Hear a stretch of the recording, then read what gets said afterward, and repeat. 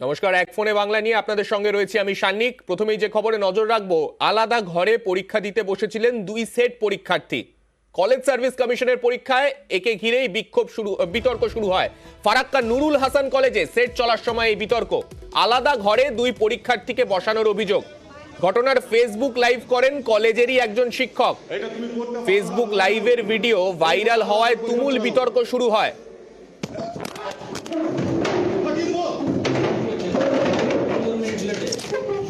টাকা নিয়ে আলাদাভাবে পরীক্ষা নেওয়ার অভিযোগ কলেজের অধ্যক্ষের বিরুদ্ধে। আমি প্রফেসর শহীদুল হাসান কলেজ থেকে বলছি। আমি এই কলেজের টিচার, প্রিন্সিপাল এদের কাছে পয়সা খেয়ে এই রোল নম্বরের খাতা আলাদা করে পরীক্ষা হচ্ছে, আলাদা করে।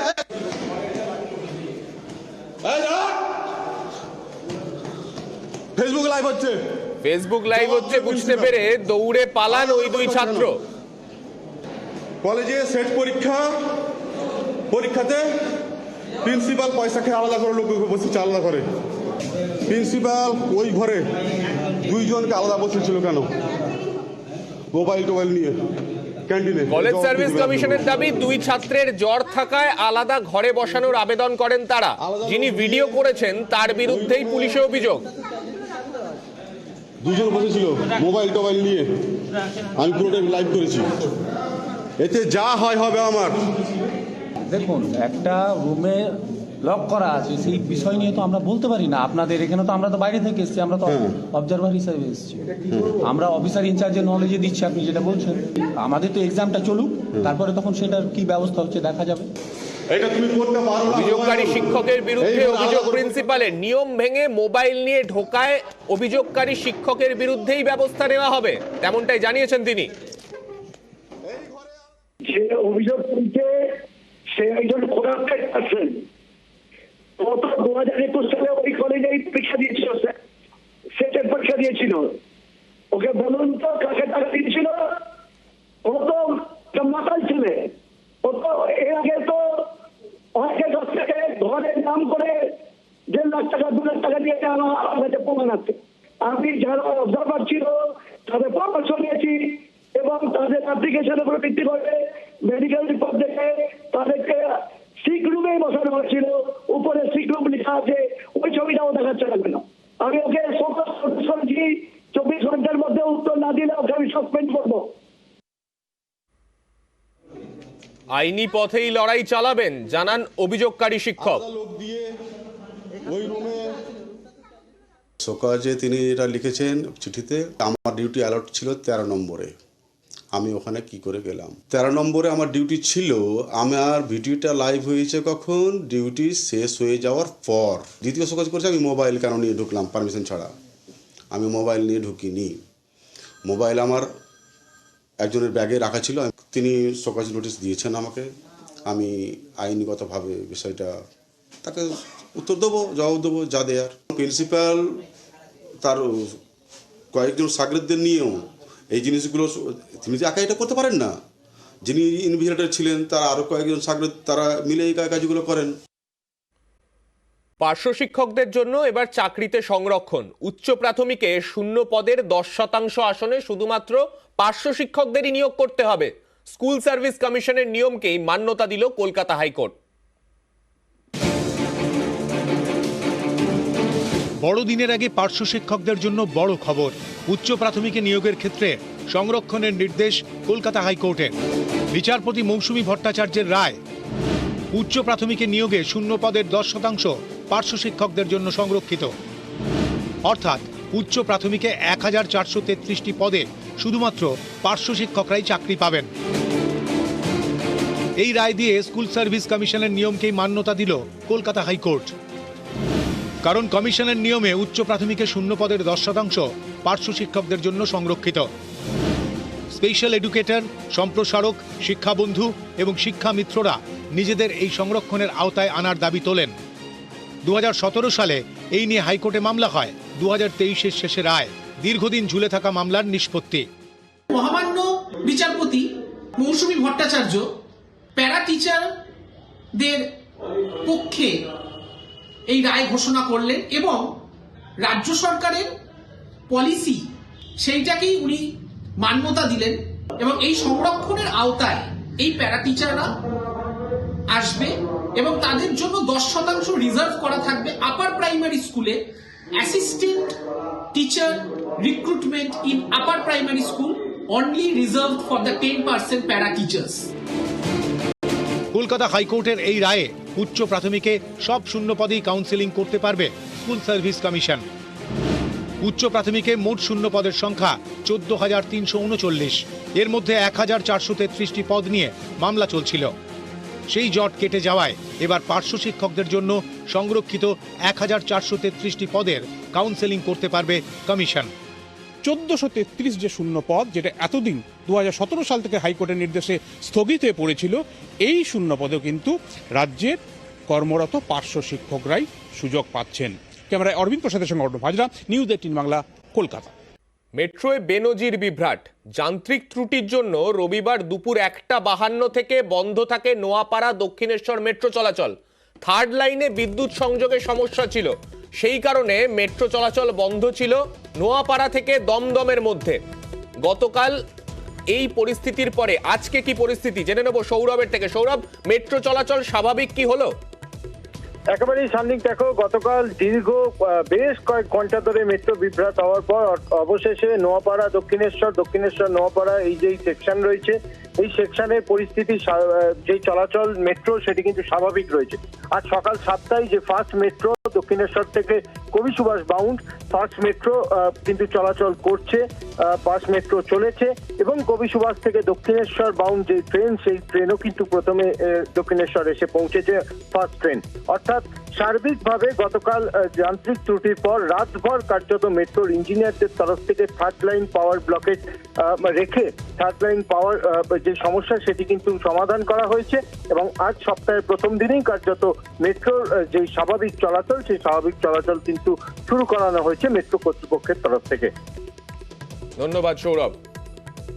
গত বৃহস্পতিবারের পর ফের একবার মেট্রোর সমস্যা দেখা গিয়েছিল গতকাল, এবং সেই পরিস্থিতিতে কালকে সারা রাত কাজের পর আজকে সকাল থেকে স্বাভাবিক হয়েছে মেট্রো পরিষেবা।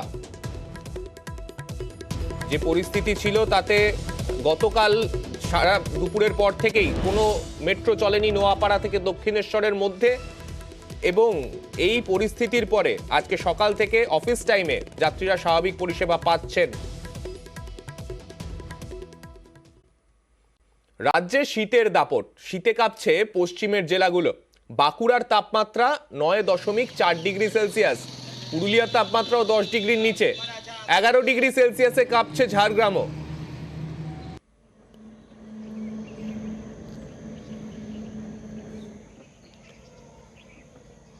তিন জেলায়, পশ্চিমের 3 জেলার আমরা ছবি দেখতে পাচ্ছি, যে 3 জেলাতে মূলত ঠান্ডার যে ছবি সেই ছবি কিন্তু স্পষ্ট। 3 জেলাতেই যত ঠান্ডা বাড়ে, আস্তে আস্তে বড়দিন যত এগিয়ে আসছে, পর্যটকদেরও ভিড় বাড়ে, এবং সবথেকে বড় কথা শীতকালে কিন্তু এই পশ্চিমের জেলাগুলোর একটা আলাদা আমেজ কিন্তু পাওয়া যায় সেখানে, এবং সেই ছবি দেখতে পাচ্ছি, বাঁকুড়ার ছবি দেখতে পাচ্ছি, ঝাড়গ্রামের ছবি এই মুহূর্তে। 3 জেলা থেকে আমাদের সঙ্গে রয়েছেন 3 প্রতিনিধি। বাঁকুড়া থেকে এই মুহূর্তে আমাদের সঙ্গে রয়েছেন প্রিয়ব্রত। প্রিয়ব্রতকে জিজ্ঞেস করব প্রথমেই, প্রিয়ব্রত, ঠান্ডার যা ছবিটা দেখতে পাচ্ছি, পর্যটকদের কিরকম অবস্থা? পর্যটকরা কি যাচ্ছেন বড়দিনের আগে? একেবারে সাগনি, তুমি যেমন বলছিলে যে বাঁকুড়ায় কিন্তু একটা আলাদা আমেজ পাওয়া যায়, শীতের এই সকালটাকে অনেকে উপভোগ করতে চায়, সেই কারণে কিন্তু পর্যটকেরা বাঁকুড়া শুধু নয়, বাঁকুড়ার জেলার বাইরে, কলকাতায় এবং রাজ্যের বাইরের মানুষও কিন্তু বাঁকুড়ায় আসে এই সময়। বাঁকুড়ার যে মুকুটমণিপুর রয়েছে, শুশুনিয়া রয়েছে, বিহারীনাথ রয়েছে, এর পাশাপাশি মন্দিরনগরী বিষ্ণুপুর রয়েছে, সব জায়গাগুলো ঘুরে দেখতে চায় এবং চড়ুই ভাতুতে মেতে ওঠে এবং বেশ কয়েকটা দিন এখানে কাটিয়ে যায় পর্যটকেরা। সেই পর্যটকদের ঢল কিন্তু ইতিমধ্যে নেমেছে, বিভিন্ন যেসব পর্যটন কেন্দ্র রয়েছে সেগুলোতে কিন্তু আসতে শুরু করেছে পর্যটকেরা। এবং যে সামনেই বড় দিন রয়েছে, সেরকম বড়দিনের পাশাপাশি নিউ ইয়ার রয়েছে, এগুলো সেলিব্রেট করতে হয় এবং সেলিব্রেট করতে চায় একটা অন্যরকম পরিবেশে। সেই পরিবেশের আজ কিন্তু পাওয়া যায় একমাত্র বাঁকুড়া, পুরুলিয়া এইসব এলাকাতে, এবং সেই কারণে কিন্তু পর্যটকেরা এই সময়তে ভিড় জমায় বাঁকুড়া এবং পুরুলিয়া এলাকাতে। সেই কারণে কিন্তু পর্যটকদের ঢল নেমেছে। বিভিন্ন যেসব পর্যটকের কেন্দ্র করে যেসব হোটেল রেস্তোরাঁ রয়েছে, যেসব লজ রয়েছে, সেগুলো কিন্তু ইতিমধ্যে বুকিং শুরু হয়ে গেছে, অনেক জায়গাতে হাউসফুল চলছে।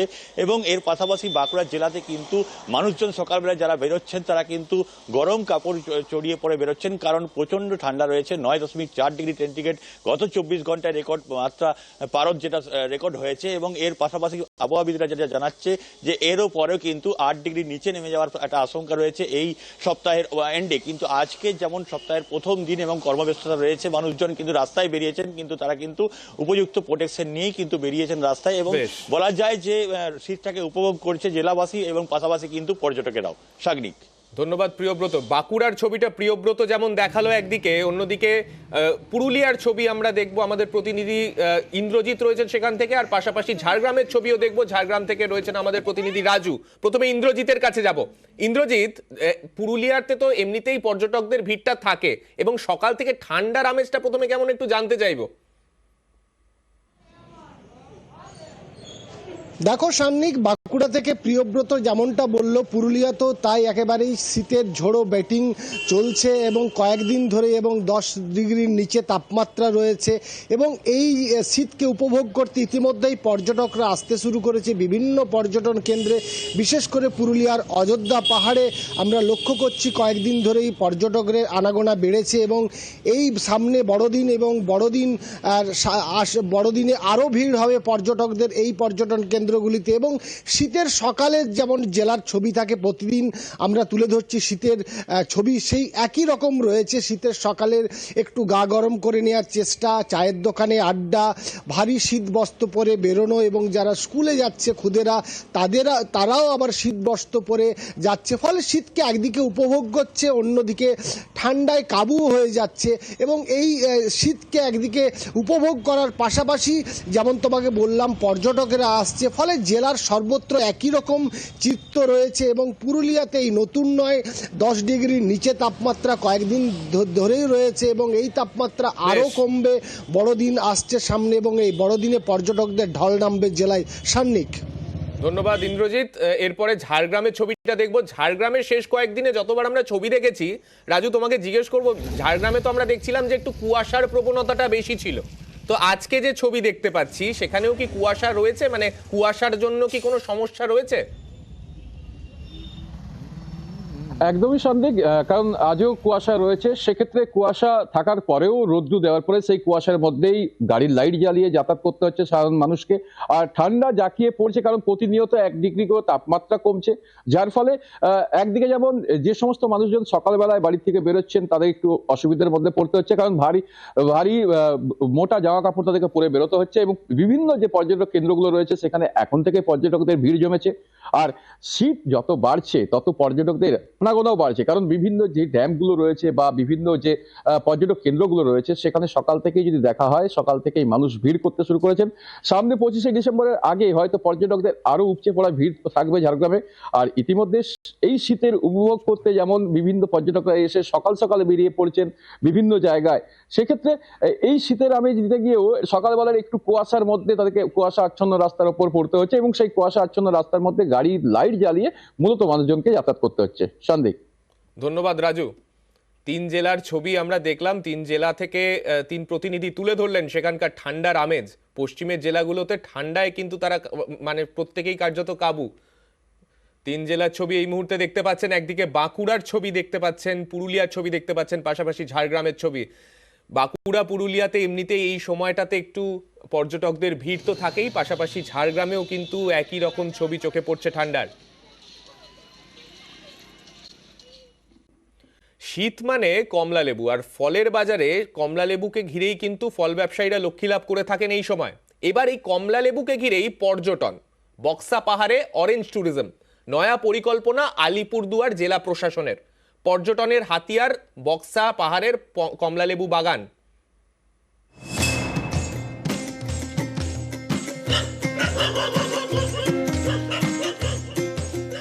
ফলের ঝুড়িতে নয়, গাছে ঝুলছে কমলা লেবু। শীতের দুপুরে গায়ে মিঠে রোদ, মুখে মিষ্টি কমলা লেবু সবারই প্রিয়। এবার সেই ফলের বাগানই এখন পর্যটনের হাতিয়ার। বক্সা পাহাড়ে কমলা লেবুর বাগানে পর্যটক টানতে উদ্যোগী আলিপুরদুয়ার জেলা প্রশাসন।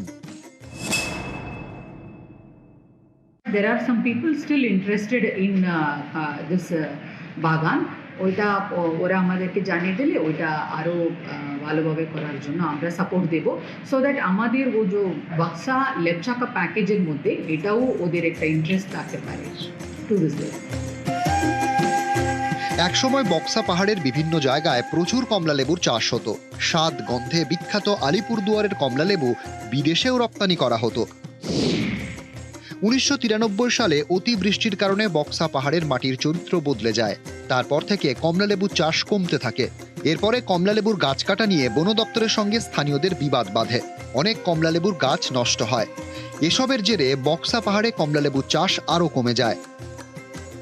স্থানীয়দের দাবি, গত কয়েক বছর ধরে বক্সা পাহাড়ে মাটির চরিত্র বদলাতে শুরু করে, কমলালেবুর ফলনও বাড়ে। গত বছর 15 হেক্টর জমিতে 790 মেট্রিক টন কমলালেবুর উৎপাদন হয়। এবছর বক্সা পাহাড়ের বিভিন্ন জায়গায় 5300টি কমলালেবুর চারা লাগায় উদ্যান পালন দপ্তর। এটা শুনে খুবই আনন্দিত হচ্ছি যে ট্যুরিজম এর পক্ষ থেকে এই বক্সা পাহাড়ের কমলাকে নিয়ে একটা রিসার্চের মতো করছেন, এটাকে আমি সাধুবাদ জানাচ্ছি। শীতে বক্সা পাহাড়ের রং কমলা, আর এই কমলা লেবুর বাগানে পর্যটক টানার পরিকল্পনা প্রশাসনের। পর্যটন ব্যবসায়ীরাও তৈরি। ডিএম ম্যাডাম বললেন যে ওরা যদি ইন্টারেস্টেড হয় তাহলে প্রশাসন ওদের সহযোগিতা করবে এবং কমলার চারা তারা দেবে।